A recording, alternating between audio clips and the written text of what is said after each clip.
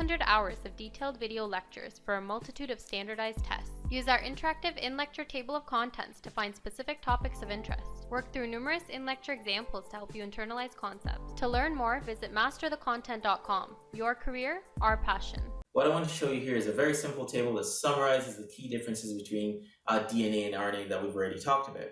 So for instance, DNA molecules have two polynucleotide chains. RNA molecules usually exist as single polynucleotide chains.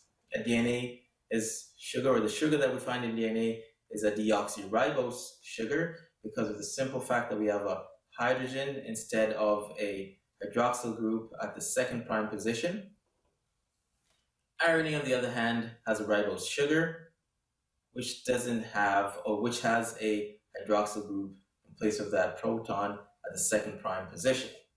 Now, DNA uses very distinct bases: adenine, thymine, cytosine, and guanine, which are for the most part also used by RNA, except for the simple fact that RNA replaces thymine with uracil. Okay, so uracil differs from thymine in that it lacks the methyl group on its ring. Now, as far as their function is concerned, at the bottom of the table right there, DNA is responsible for storing and transferring genetic information. So the genetic instructions that comprise our genome are stored in DNA. RNA, on the other hand, is responsible for creating amino acids that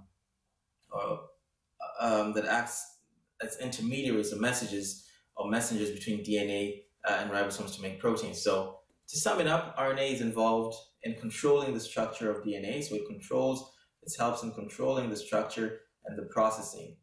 Controls the structure and the processing of DNA. And it's actually what is used to convey the instructions out of the cell into the cell cytoplasm where the proteins are actually made. So what actually happens in this case, it's a very simple cycle. You start with DNA, it's read, and we create an RNA copy, a single-stranded copy of that DNA that contains instructions.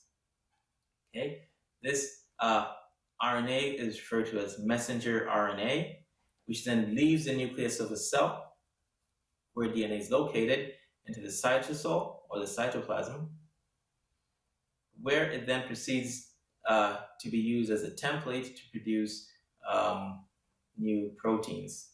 And what I just described to you in a nutshell is a process of transcription and translation. Okay, so the conversion of DNA into an mRNA copy is what we call transcription, and the reading of that mRNA copy to create a protein is what we call translation. So we'll talk about those two processes at length when we get there, still in this lecture series. Now,